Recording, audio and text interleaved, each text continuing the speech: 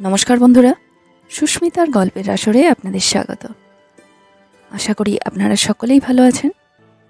আমি আজকে পড়ে শোনাচ্ছি শ্রী প্রভাত কুমার মুখোপাধ্যায়ের লেখা একটি ছোট গল্প, ঘড়ি।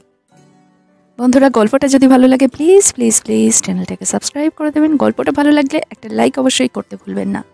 সাবস্ক্রাইব এবং লাইকের জন্য আপনাদের অসংখ্য ধন্যবাদ। তো চলুন শুরু করি আজকের গল্প, ঘড়ি। লেখক প্রভাত কুমার মুখোপাধ্যায়। ঘড়ি অর্থে ঘটিকা যন্ত্র নহে, উহা একজন ষোড়শী পাহাড়িয়া সুন্দরীর নাম। বায়ু পরিবর্তনের জন্য পাহাড়ে গিয়া সেই ঘড়িকে লইয়া মহা বিপদে পড়িয়াছিলাম। কেবল মা মঙ্গলচণ্ডীর কৃপায় সে বিপদ হইতে উদ্ধার হইয়া আসিয়াছি। কিন্তু সে কথা পরে বলিব, আগের কথা আগেই বলা ভালো। ইদানিং কিছুদিন হইতে আমার স্বামীর শরীরটা তেমন ভালো যাইতেছিল না। মাঝে মাঝে জ্বর হয়, হজমের গোলযোগ, রাত্রিতে ভালো ঘুম হয় না, এইরূপ নানা খানা। ঔষধপত্রও খান, কিন্তু ফল তেমন পাওয়া যায় না। বয়স হইয়াছে, আমার হয় নাই, আমি তার দ্বিতীয় পক্ষের স্ত্রী। তার উপরে অফিসের হাড় ভাঙা খাটুনি।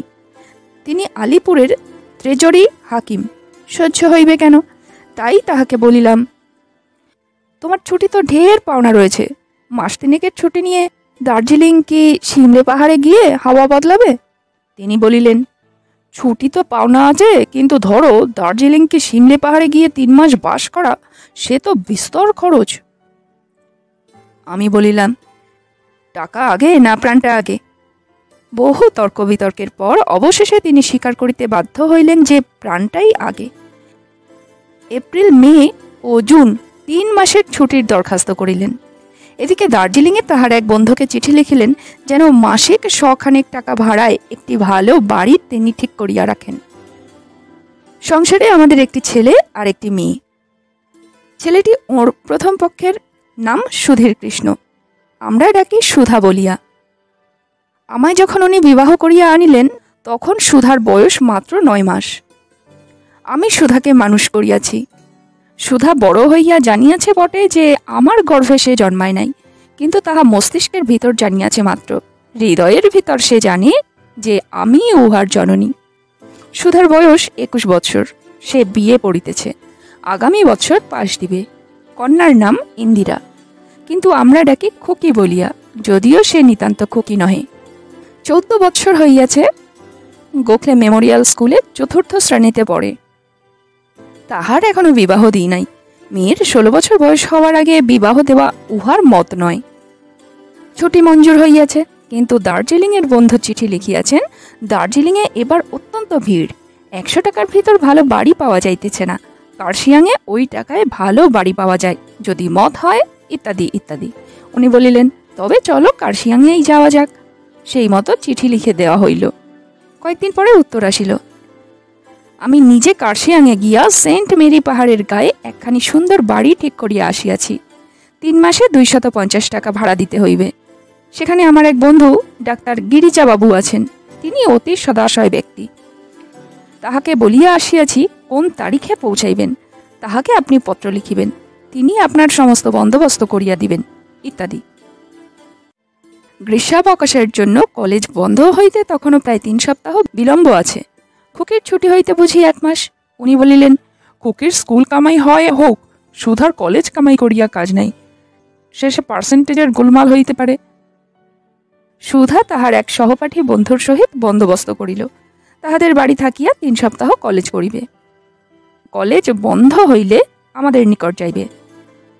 আমাদের এক বামুন ঠাকুর আছে, রাম খেলাওয়ান নামে এক ভৃত্য আছে, এবং সতু বা সত্যবতী নামে এক ঝি আছে। আমাদের ক্ষুদ্র সংসার, বেশি চাকর বাকর লইয়া করিব কি, ইহাতেই আমাদের বেশ চলিয়া যায়। স্থির হইল বামুন ঠাকুর ও রাম খেলাওয়ান আমাদের সঙ্গে যাইবে। ঝি 3-4 বছর বাড়ি যায় নাই, অনেক দিন হইতে সে ছুটি ছুটি করিতেছিল, তাহাকে 3 মাসের ছুটি দেওয়া গেল। ধার্য দিনে আমরা দুর্গা নাম স্মরণ করিয়া দার্জিলিং মেলে গিয়া উঠিলাম। পরদিন প্রাতে শিলিগুড়ি নামিয়া ছোট রেলে চড়িয়া পর্বত গাত্রে রেল লাইন পাতার বিষয়ে ইংরেজের অদ্ভুত কৌশল এবং মেঘের ও ঝর্ণার অপরূপ খেলা দেখিতে দেখিতে চলিলাম। রেল লাইন কখনো কার্ট রোডের উপর দিয়া, কখনো নিচ দিয়া, কখনো পাশ দিয়া চলিয়াছে। বেলা 10টার সময় কার্শিয়াং স্টেশনে গিয়া নামিলাম। ডাক্তারবাবু স্টেশনে উপস্থিত ছিলেন। তিনি আমাদের সহজেই খুঁজিয়া লইলেন। আমার স্বামীকে বলিলেন, এ কি করেছেন আপনারা, রেলে এলেন কেন? আজকাল দার্জিলিং কিংবা কার্শিয়াং যাত্রী কেউ রেলে আসে? শিলিগুড়ি থেকে ট্যাক্সিতে আসে। রেলের চেয়ে তাতে ভাড়াও কম পড়ে, আর 1.5 ঘন্টা 2 ঘন্টা আগেও পৌঁছানো যায়। স্বামী বলিলেন, তা তো আমি জানতাম না, আমি শটান কার্শিয়াংয়ের টিকিট কিনেছিলাম। ডাক্তারবাবু বলিলেন, চলুন এখন, বাড়িতে আপনার সবই ঠিকঠাক করে রেখেছি। মায়ে চাল ডাল তরিতরকারি ঘি মশলা কাঠকয়লা পর্যন্ত, একটা নানিও ঠিক করে রেখেছি। স্বামী বলিলেন, নানি কি? ডাক্তার বলিলেন, এখানে ঝিকে নানি বলে। আপনি শুধু একজন বামুন আর একজন চাকর নিয়ে আসবেন লিখেছিলেন, তাই ঘর সাফ করে বাসন টাসন মাজার জন্য একটা নানি ঠিক করে রেখেছি। কেটাকেটির পাহাড়িয়া কুলিকুলিনীর নাম। স্কন্ধে জিনিসটা পাইয়া ডাক্তারবাবুর সঙ্গে আমরা নির্দিষ্ট বাড়িতে গিয়া উঠিলাম। বাড়িটির নাম বেলভিউ কটেজ। চারিদিকে হাতার মধ্যে অজস্র ডালিয়া, গোলাপ, ফরগেট মি নট ও নাম না জানা অন্যান্য কত ফুল ফুটিয়া রহিয়াছে, দেখিয়া বড় আনন্দ হইল।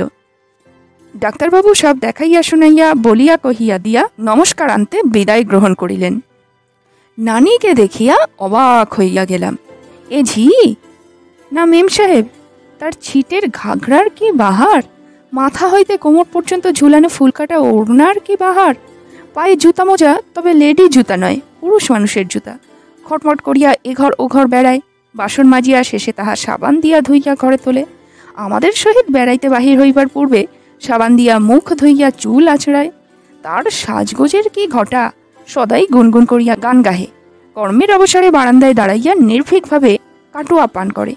মনিক বলিয়া গ্রাহ্য নাই। কাটোয়া হাতে গড়া স্বদেশী সিগারেট বিশেষ। বাজারে এক প্রকার কুচানো তামাক পাতা বিক্রয় হয়। সেই তামাক কাগজে পাকাইয়া সুবৃহৎ সিগারেটের আকার ধারণ করিলে কাটোয়া হয়। নানির কার্য বাসন মাজা, ঘর ঝাড় দেয়া ও বেড়াইতে যাইবার সময় আমাদের ছাতা প্রভৃতি বহন করিয়া পথ প্রদর্শন করা। এ দেশে এ সময় কখন বৃষ্টি আসে কিছুই ঠিক নাই। হয়তো যখন বাহির হইলাম তখন রৌদ্র চঞ্চন করিতেছে, 15 মিনিট পরেই দেখি ও মা, আকাশ মেঘাচ্ছন্ন, ঝমঝম করিয়া বৃষ্টি শুরু হইয়া গেল। তাই সঙ্গে ছাতা থাকা একান্ত প্রয়োজন। এমন লোক নাই, এমন স্থান নাই যাহার পুঙ্খানুপুঙ্খ সংবাদ নানি বলিতে পারে না, এমন বিষয় নাই যাহা তাহার অজ্ঞাত। এমনকি সাহেব লোক মরিলে তাহার কবর খুঁড়িতে 9 ফিট গর্ত করা নিয়ম, তাহাও সে অবগত আছে। সে জাতিতে পাহাড়িয়া, নেপালি হইলেও হিন্দি বেশ বলিতে পারে, সুতরাং তাহার সহিত কথাবার্তা কহিতে আমাদের কোনো অসুবিধা নাই। নানি ডোমরাম বস্তিতে মাসিক 2 টাকা ভাড়ায় একটা ঘর লইয়া বাস করে। প্রাতে আসিয়া এবং রাতে বিদায়কালে নিত্য বলে, বাবু সেলাম, মাইজি সেলাম, খুকি সেলাম, ঠাকুর সেলাম। যদিও তাহার সুখা মাহিনা, তথাপি ঠাকুর রোজ তাহাকে 1 থালা ভাত দেয়, তাই ঠাকুরও সেলাম। ঠাকুরের এই খাতির। আমরা পৌঁছাবার কয়েকদিন পরে খুকি হাসিতে হাসিতে আসিয়া বলিল, মা, শুনেছ নানির এক মেয়ে আছে, তার নাম কি জানো? বলিলাম, না, কি নাম? তার নাম ঘড়ি। বলিয়া সে হাসিয়া লুটাইতে লাগিল। হাসি থামিলে বলিল, আচ্ছা মা, সে মেয়েকে যদি আমাদের স্কুলে ভর্তি করতে হয়, তবে রেজিস্ট্রারি খাতাতে তার নাম কি লেখানো হবে? শ্রীমতী ঘড়ি সুন্দরী দেবী। বলিয়া পুনশ্চ সে হাসির ফোয়ারা খুলিয়া দিল। আমি বলিলাম, যেমন অদ্ভুত দেশ, নামগুলো কি তেমনি অদ্ভুত। কত বড় মেয়ে জিজ্ঞাসা করেছিস? হ্যাঁ, আমার চেয়ে বড়। নানি বললে তার বয়স 17। কোন এক সাহেবের কুঠিতে সে আয়াগিরি করে, মেম সাহেবের লড়কা খেলায়। মা, তাকে একদিন নিয়ে আসতে বলো না নানিকে, আমি ঘড়ি দেখব। বলিলাম, আচ্ছা, বলবো। 2-1 দিন পরে নানিকে জিজ্ঞাসা করিলাম, নানি, তোর খাসাম আছে তো?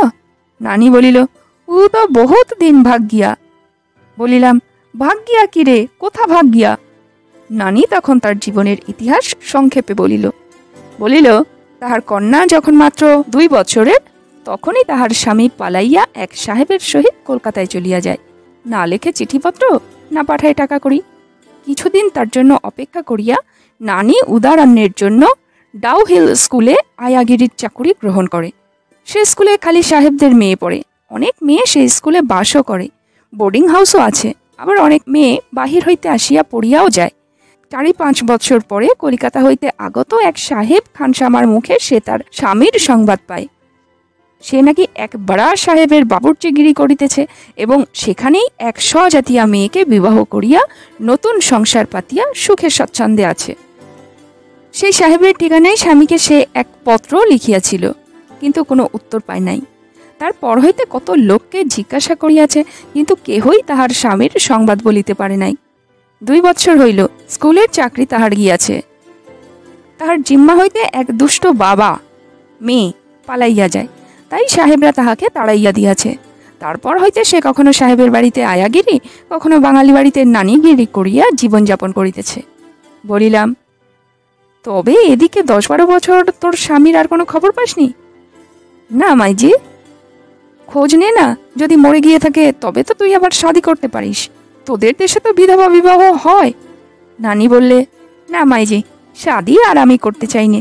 পাহাড়ি লোক বড় মদ খায়, খেয়ে জরুকে মারে, আমি বেশ ভালো আছি। এখানে তোর মেয়ে ছাড়া আর কেউ আছে? আছে মাইজি, আমার এক ভাই আছে, সে ক্লারেন্ডনে চাকরি করে। তার নাম কি? 8 নাম্বার। আমি বিস্মিত হইয়া জিজ্ঞাসা করিলাম, 8 নাম্বার কি রে, মানুষের নাম কি ওরকম হয়? নানি বলিল, পূর্বে তার একটা অন্য নাম ছিল বটে, কিন্তু ক্লারেন্ডনে ঢুকিয়া অবধি তার নাম হইয়া গিয়াছে 8 নাম্বার। ওই নামেই সকলে তাকে ডাকে। কর্তার কাছে আমি এই গল্প করিলে তিনি বলিলেন, নানির ভাই বোধহয় ক্লারেন্ডন হোটেলে 8 নাম্বার খিদমতগার। মন্টিক্রিস্টো গল্পের নায়ক এডমন্ড ড্যান্টেসের সুদীর্ঘ কারাবাসকালে তাহার নামও লুপ্ত ও বিস্তৃত হইয়া যেমন একটা নম্বরে পরিণত হইয়াছিল, ইহাও বোধহয় তাই। আমার অনুরোধে নানি তাহার মেয়েকে একদিন লইয়া আসিল। দেখিলাম মেয়েটি বেশ সুশ্রী, নতুন যৌবন তাহার অঙ্গ প্রত্যঙ্গে ঢলঢল করিতেছে, বেশ সভ্যভব্য ফিটফাট। পাহাড়িয়া মেয়েদের বস্ত্রী তাহার অঙ্গ আবৃত, তথাপি উহার মাতার অপেক্ষা দামি ও সুদৃশ্য। মা মাথায় দেয় সুতির ওড়না, মেয়ে মাথায় দেয় সিল্কের ওড়না। মার মতো সে মামুলি জুতা মোজা পরে না, সিল্কের ফ্রেশ কালার মোজার উপর রীতিমতো লেডি জুতা। মার মতো সে কাটোয়া পান করে না, কাঁচি সিগারেট খায়। কর্তার সাক্ষাতেও সে সিগারেট ধরাইল, কিছুমাত্র সংকোচ নাই। নানি বলিল, যে সাহেব বাড়িতে সে চাকরি করে সেখানে মাসে 25 টাকা বেতন পায়, সব টাকাই নিজের বিলাসিতায় ব্যয় করে। খুকি তো ঘড়ি দেখিয়া মহা খুশি। কয়েকদিন পরে শুনিলাম ঘড়ির সে চাকরি গিয়াছে, তাহার মনিব সাহেব অন্যত্র বদলি হইয়া গিয়াছেন। ঘড়ি অন্যত্র চাকরির চেষ্টায় আছে। এখন প্রতিদিন সে তার মার সহিত আমাদের বাড়িতে আসিতে লাগিল। খুকির সহিত তাহার খুব ভাব হইয়া গিয়াছে। এখন সে প্রতিদিন ঘড়ি দেখিতেছে। তার সঙ্গে খুকি লুডো খেলে, তাস খেলে, ঘুটি খেলে। এই শেষের খেলাটি খুকি তাহাকে শিখাইয়া লইয়াছে। আমরা 1 মাস কার্শিয়াংয়ে আসিয়াছি। ইতিমধ্যে কর্তার স্বাস্থ্যের উন্নতি দেখা যাইতেছে। জ্বর আর হয় নাই, হজমের গোলমালও নাই, রাত্রিতে বেশ নিদ্রাও হইতেছে। আরও উন্নতি হইত যদি তিনি আরও বেশি করিয়া বেড়াইতেন। সকালের দিকে তিনি মোটেই বাহির হইতে চান না। আমি খুকিকে লইয়া বাহির হই, সঙ্গে অবশ্য নানি যায়। আমাদের ছাতা, ওভারকোট প্রভৃতি বহন করিয়া বেড়ায়। বেড়াইতে যাইতে নানির মহা উৎসাহ। বিকালে চা পানের পর কর্তাকে লইয়া বাহির হই। বেশি হাঁটিতে তিনি পারেন না, বুড়া মানুষ তো, অথচ বুড়া বলিবার জো নাই, বলিলে রাগ করেন। তিনি যখন আমায় বিবাহ করেন তখন আমার বয়স 16, তখন তাহার বয়স 34 বছর মাত্র, পূর্ণ যুবাকাল। তখন তিনি আমায় চিঠি লিখিয়া নিচে সহি করিতেন, ইতি তোমার বুড়ো।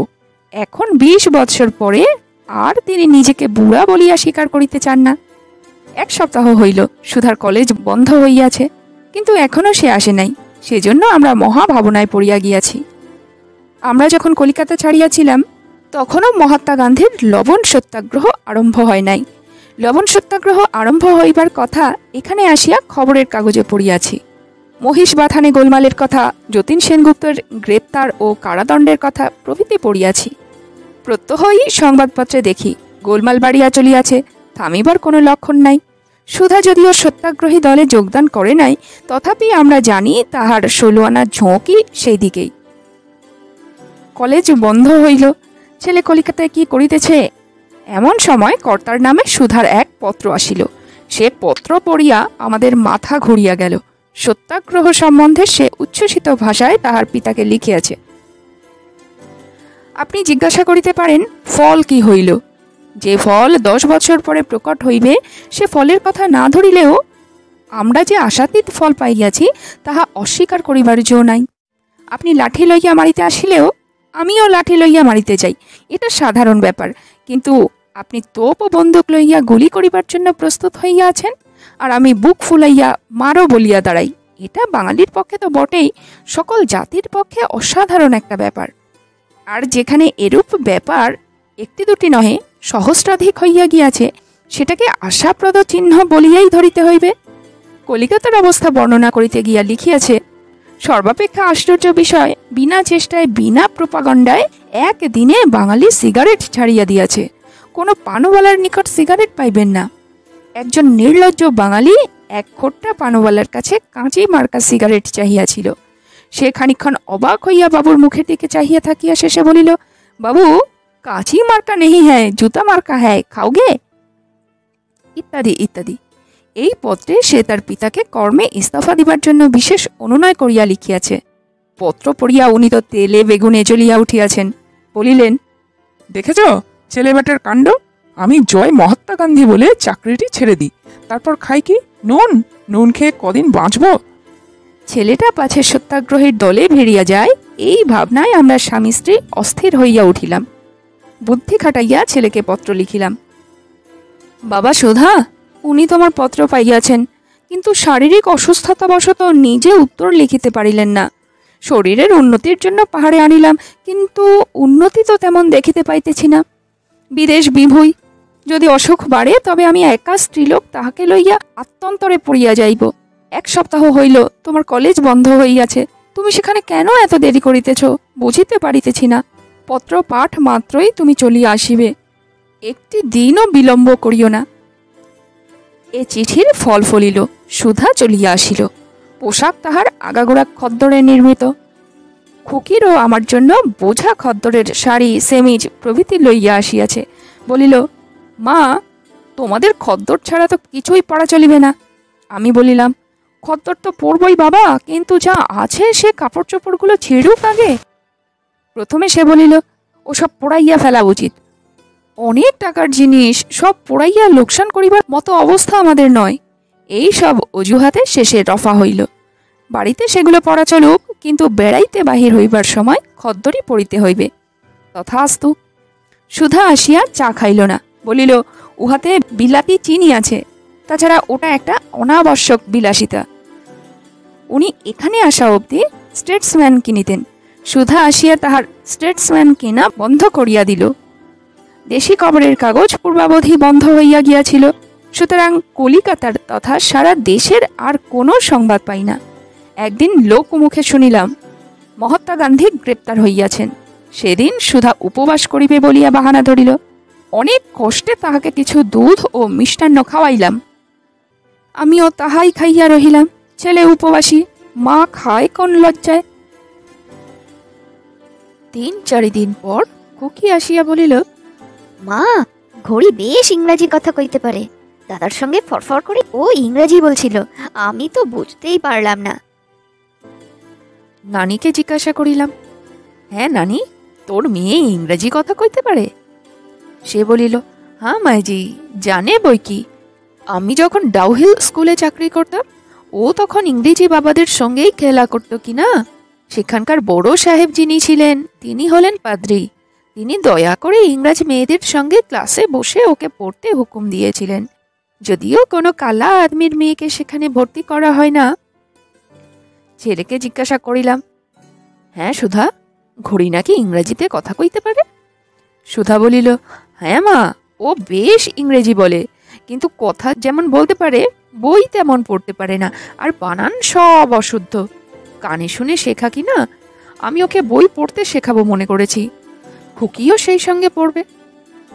2-1 দিন পরে দেখিলাম খুকি ও ঘড়িকে লইয়া সুধা রীতিমতো স্কুল খুলিয়া বসিয়াছে। দুবেলায় 3-4 ঘন্টা উহাদের পড়ায়। কর্তা শুনিয়া বলিলেন, ও পাহাড়ি মেয়েটার সঙ্গে সুধাকে মিশতে বারণ করে দিও। আমি বললাম, কেন, তাতে আর দোষ কি? তিনি বলিলেন, তোমার সমত্ত ছেলে ওই সুন্দরী সমত্ত মেয়েটার সঙ্গে বেশি মেশা কি ভালো? শেষে কি থেকে কি হবে বলা যায় কি? জানো তো, চাণক্য পণ্ডিত বলে গিয়েছিলেন, ঘি আর আগুন একসঙ্গে স্থাপন করবে না? আমি বললাম, না না, ছেলে আমার সে চরিত্রের নয়, কোনো ভয় নেই। ওই একটা নেশা নিয়ে মেতে আছে, থাকুক না, নয়তো শেষে কোন দিন বলে বসবে চললাম আমি নুন তৈরি করতে। তিনি আর কিছু বলিলেন না। দিন 15 পরে একদিন খুকি আসিয়া চুপি চুপি আমায় বলিল, মা, সর্বনাশ হয়েছে। তার চক্ষু দুটি ছলছল। ভীত হইয়া জিজ্ঞাসা করিলাম, কি হয়েছে রে? ঘড়িকে দাদা ভালোবাসে, ওকে বিয়ে করবে। বলিলাম, দূর পাগলি, ঘড়ি হলো তো পাহাড়িয়া মেয়ে, ওকে তোর দাদা বিয়ে করতে যাবে কেন? খুকি বলিল, হ্যাঁ মা, দাদা ওকে ভালোবাসছে। আমি স্বচক্ষে দেখে এসেছি। ঘড়ির বই খাতার মধ্যে একখানা কাগজ রয়েছে, তাতে লেখা আছে আই লাভ ইউ। তার মানে আমি তোমায় ভালোবাসি। দাদার নিজের হাতের লেখা। আমি দাদার হাতের লেখা চিনি তো। বলিতে বলিতে মেয়ে প্রায় কাঁদিয়া ফেলিল। কাঁদিবার কারণ তাহার ছিল, উহাদের ক্লাসেই একটি মেয়ে পড়ে, উহার চেয়ে বছর 2 বড়। তার নাম লীলাবতী ব্যানার্জি, আমার স্বামী মুখার্জি। খুকি তাহাদের বাড়ি যায়, লীলাও আমাদের বাড়ি আসে। দুইজনে অত্যন্ত ভাব। খুকির একান্ত ইচ্ছা সেই লীলার সঙ্গেই তার দাদার বিবাহ হয়। বালিকাদের এই মতলব শুনিয়া লীলার মাও নিজে আমার কাছে এই প্রস্তাব করেছিলেন, তবে আমি এখনো স্পষ্টাক্ষরে আমাদের সম্মতি জানাইনি। মেয়েটি দেখিতে শুনিতে ভালো, তার পিতা সম্পন্ন লোক, সুতরাং প্রাপ্তি যোগও ভালো আছে, হইলেও মন্দ হয় না। উহার ইচ্ছা ছেলে বিয়ে পাশ করিয়া ডেপুটি হইলে তবে তাহার বিবাহ দিবেন। সেই জন্যই লীলার মাকে আমি স্পষ্টাক্ষরে কিছু বলি নাই। খুকি আমার মন ভিজাইবার জন্য সময়ে অসময়ে লীলার নানা সদ্গুণের কথা আমায় বলিয়া থাকে, তাই এ ব্যাপারে খুকির এত দুঃখ। কথাটা শুনিয়া আমার মাথায় তো বজ্রাঘাত হইল। লীলার সঙ্গে পুত্রের বিবাহ দিই আর না দিই, একটা পাহাড়িয়া মেয়ের সঙ্গে দিব কেন? কর্তাকে গিয়া জানাইলাম। শুনিয়া তিনি খানিকক্ষণ গুম হইয়া বসিয়া রহিলেন, তারপর বলিলেন, সেই কালেই আমি তোমাকে সাবধান করে দেইনি? খুব খানিকটা বকিলেন। তা বকুন, বকুনি আমার তো পাওনাই হইয়াছে বই কি। আমি চুপচাপ বসিয়া বকুনি হজম করিয়া শেষে বলিলাম, সে যা হবার তা তো হয়ে গেছে, এখন উপায় কি? কয়েক মুহূর্ত চিন্তা করিবার পর তিনি বলিলেন, সুধা যে ওকে বিয়ে করতে চায় সে কথা তোমাকে কে বলল? সুধা বললে? উত্তর করিলাম, না, সুধা বলেনি, খুকি বললে। ওই যে ইংরেজিতে ওকে লিখেছে, আমি তোমাকে ভালোবাসি। তিনি হাসিয়া বলিলেন, খুকি এখন নভেল পড়তে শিখেছে কিনা, ও মনে করে ভালোবাসলেই বুঝি বিয়ে করতে হয়। আমার তো মনে হয় বিয়ে করবার কল্পনা সুধা করেনি, এত নির্বোধ সে নয়। তুমি পাহাড়ি মেয়েদের চরিত্র জানো না, ওদের এ বিষয়ে নীতিজ্ঞান খুব শিথিল। কিন্তু আমি যা আশঙ্কা করেছি তাই যদি হয়ে থাকে বা হবার উপক্রম হয়, সেও তো ঠিক নয়, অত্যন্ত অন্যায়। তুমি এক কাজ করো, মেয়েটাকে তো বিদায় করোই, নানিকেও বিদায় করো, এ বিষয়ের জড়ও মেরে দাও। কর্তার আদেশ প্রতিপালন করলাম। নানিকে তার বেতন চুকাইয়া দিয়া বলিলাম, তুমি আর কাল থেকে এসো না, আমি অন্য নানি ঠিক করব। নানি, কা হে মাইজি, কিয়া কুসুর হুয়া, ইত্যাদি কত কথা বলিল। আমি গম্ভীর হইয়া রহিলাম, কোনো উত্তর দিলাম না। ঘণ্টা খানেক পরে সুধা আসিয়া বলিল, হ্যাঁ মা, নানিকে তুমি জবাব দিয়েছ? কি দোষ হয়েছে ওর? গম্ভীরভাবে বলিলাম, ওর কোনো দোষ হয়নি, দোষ হয়েছে তোমার। সুধা বিস্মিত হইয়া বলিল, আমার কি দোষ করেছি আমি? আমি কঠোরভাবে বলিলাম, দোষ করনি তুমি? ঘড়ি একটা যুবতী মেয়ে, ওর সঙ্গে কি ব্যবহার করছো তুমি? আমাদের এতদিনের ধারণা ছিল তুমি অতি সৎ ছেলে, তুমি যে এমন ইতর হতে পারো তা আমরা জানতাম না। তোমার এই ইতর ব্যবহারের লজ্জায় আমাদের মাথা হেঁট হয়ে গেছে। উনি তো রেগে কাই হয়েছেন। সুধা পূর্ববৎ বিস্মিতভাবে বলিল, কেন, কি ইতর ব্যবহার করেছি আমি? তুমি ওকে ইংরেজিতে লেখনি আমি তোমায় ভালোবাসি? খুকি ওর খাতাপত্রের মধ্যে সেই কাগজ দেখেছে? খুকি তোমার হাতের লেখা চেনে? সুধা বলিল, ও এই কথা, তবু ভালো। হ্যাঁ মা, আমি ও কথা তাকে লিখেছি বটে, কিন্তু আমি তো কোনো কি বলে গিয়ে ডিসঅনারেবল অর্থাৎ অসাধুভাবে ও কথা তাকে লিখিনি। আমি তাকে বিবাহ করার প্রস্তাব করেছি এবং সেও আমাকে গ্রহণ করতে সম্মত হয়েছে। বলিলাম, সে কি রে, বামুনের ছেলে হয়ে তুই একটা অজাতের মেয়েকে বিয়ে করবি? সুধা বলিল, কেন মা, তাতে দোষ কি? সেও ভারতবর্ষে জন্মেছে, নেপাল ভারতবর্ষেরই অন্তর্গত। আমিও ভারতবর্ষের সন্তান। মহাত্মা বলেছেন, জাতিভেদ প্রথা এ দেশ থেকে যত শীঘ্র উঠে যায় ততই মঙ্গল। বলিলাম, জাতিভেদ তুই না মানিস, আমরা তো মানি। কেন, বাংলাদেশের স্বজাতির ঘরে ইংরেজি কইতে পারে এমন মেয়ে কি নেই? ঘড়িকে বিয়ে করার মতলব তোর হলো কেন? ও এতদিন যে তোকে খাইয়ে পড়িয়ে লেখাপড়া শিখিয়ে মানুষ করলাম, তার এই প্রতিফল তুই দিচ্ছিস আমাদের?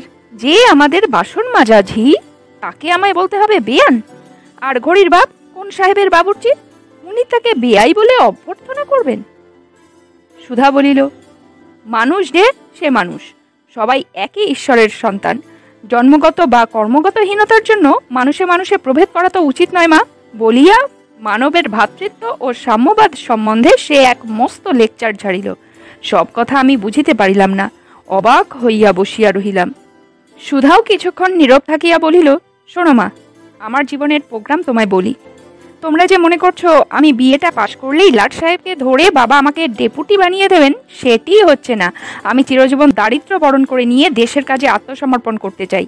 সে কাজে একজন উপযুক্ত জীবন সঙ্গিনী আমার আবশ্যক। আমি অনেক ভেবেচিন্তে দেখেছি, ঘড়ি আমার জীবন সঙ্গিনী হিসেবে উপযুক্ত। প্রথমত, সে চিরস্বাধীন নেপাল দেশের মেয়ে, চিরপরাধীন বাঙালির মেয়ে নয়। জীবনের কর্মে যখন আমার অবসাদ আসবে, নৈরাশ্য আসবে, লৈপ্য আসবে, সে তখন তার নৈতিক বল দিয়ে আমাকে আবার সঞ্জীবিত করে তুলতে পারবে।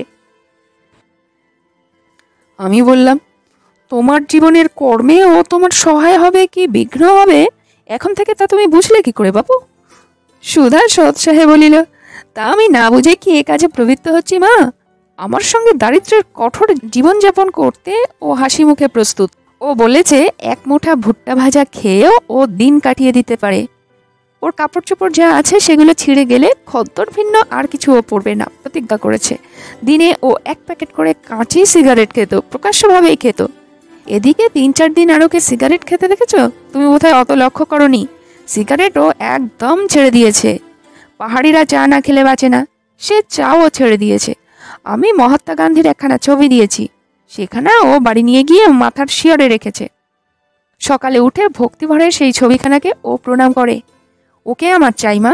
ওকে না পেলে জীবনের ব্রত একা উদযাপন করা আমার পক্ষে বড়ই কঠিন হবে। কিন্তু বাবা, কর্তার হুকুমে আমি কাল থেকে নানিকে জবাব দিয়েছি। ছেলের ভাবভঙ্গি দেখিয়া উপস্থিত ইহার বেশি আর কিছু বলিতে সাহস করিলাম না।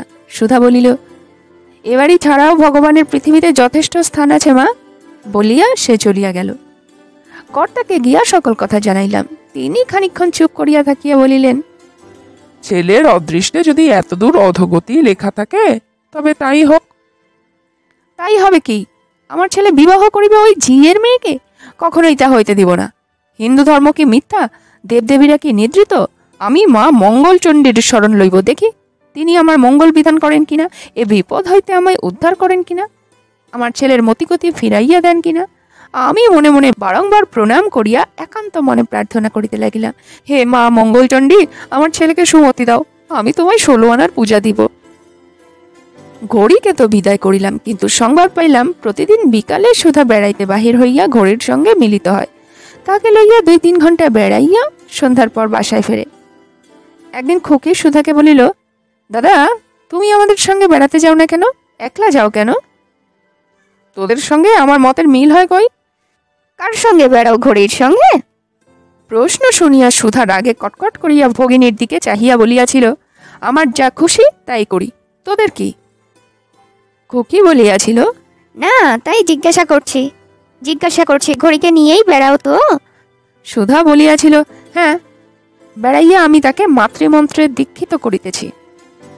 8 দিন কি 10 দিন পরে একদিন বেলা 10টার সময় গৈথাল হইতে বেড়াইয়া ফিরিতেছি।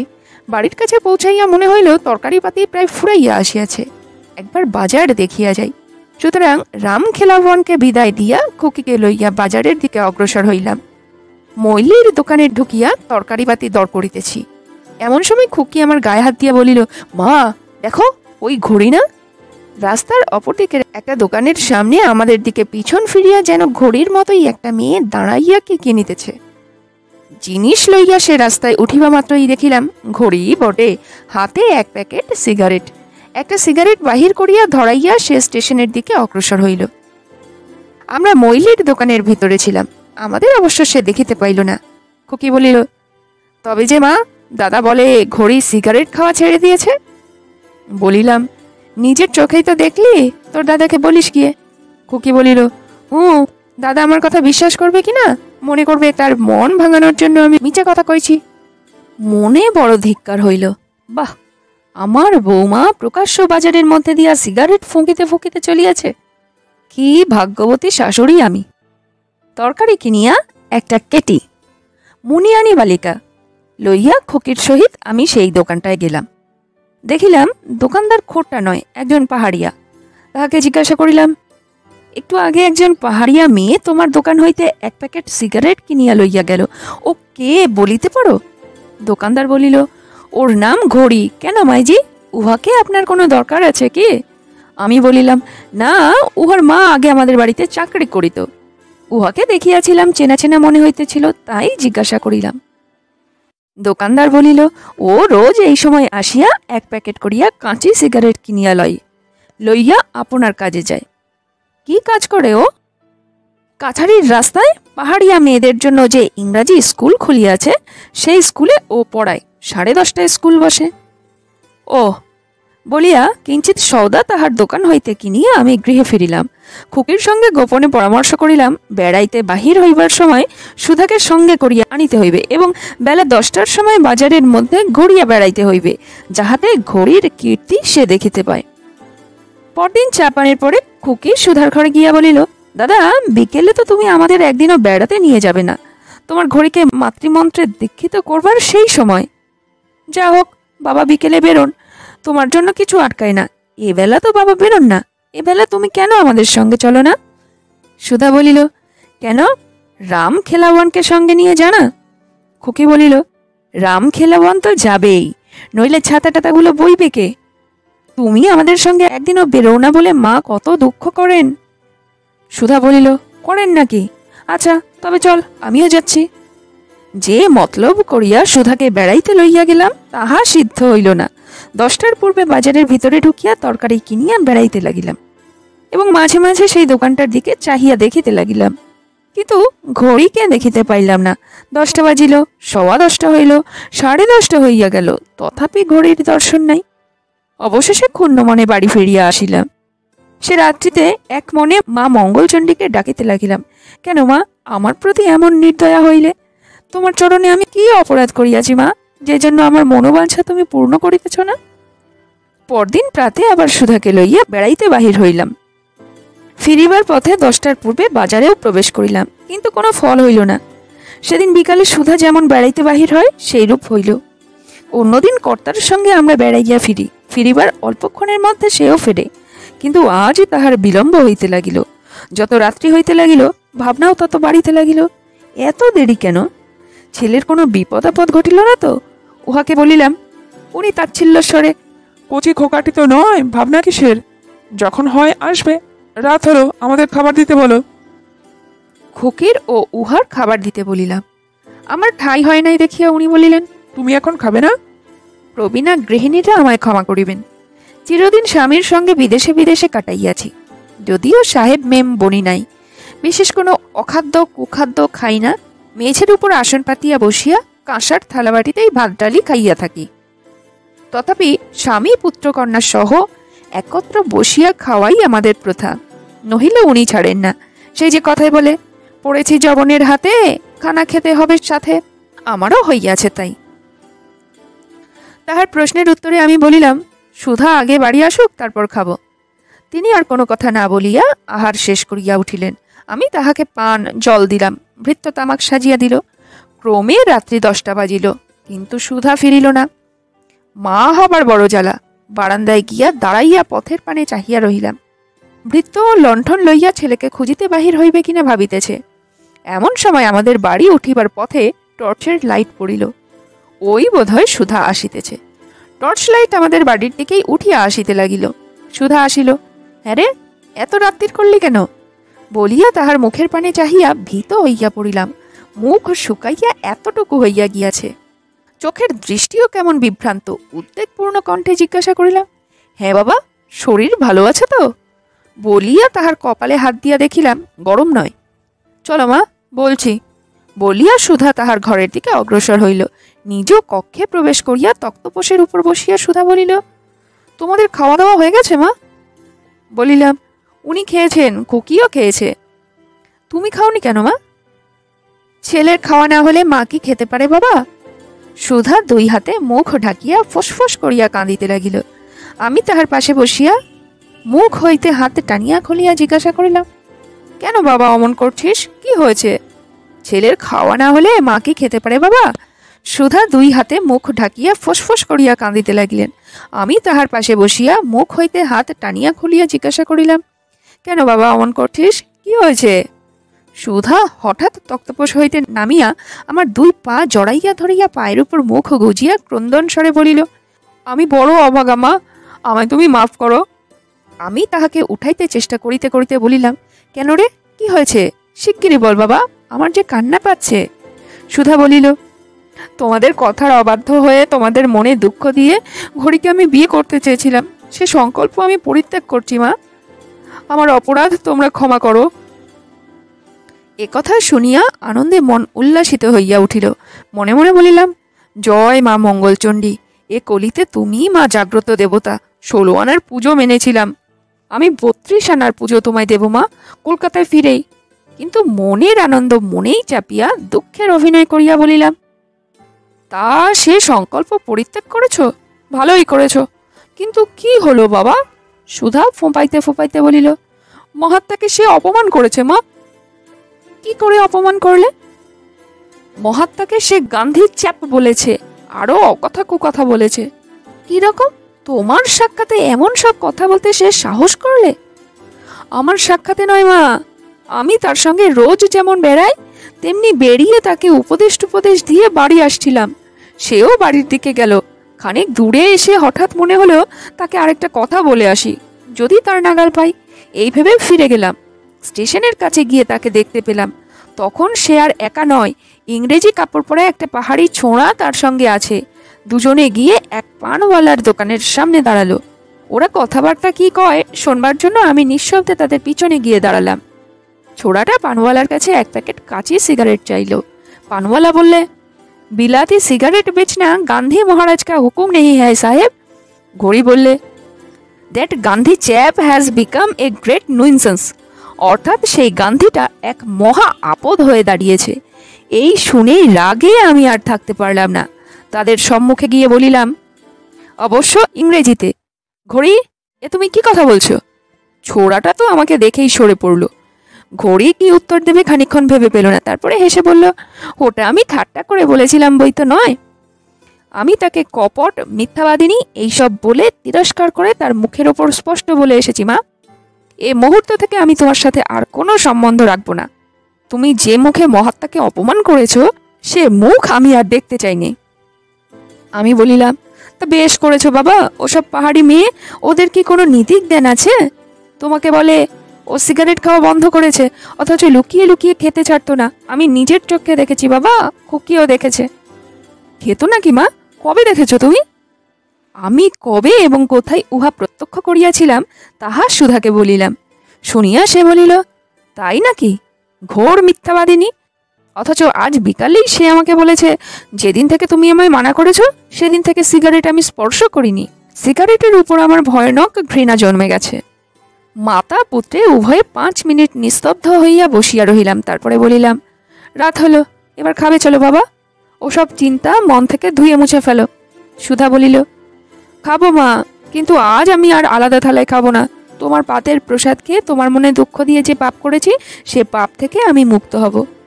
আচ্ছা তাই হবে, দুজনকার লুচি এক থালায় দিতে বলি। তুমি ততক্ষণ কাপড় চোপড় বদলে নাও। বলিয়া আমি বাহির হইলাম।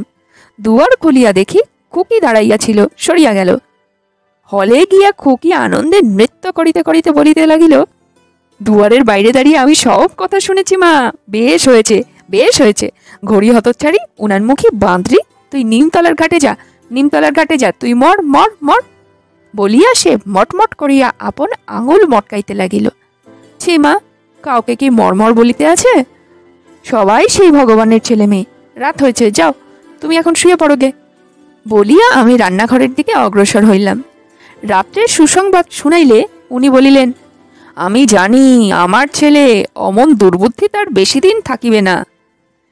দেখো একবার অবিচার, ওর ছেলে বলিয়াই নিজ বাহু বলে যেন সে জাল ছিড়িয়া বাহির হইতে পারিয়াছে, আর আমি মাগি যে মা মঙ্গলচণ্ডীর কাছে কত মাথা করিয়া কত পূজা মানিয়া ছেলের মন ফিরাইলাম, সে কথা ধর্তব্যের মধ্যেই আসিল না।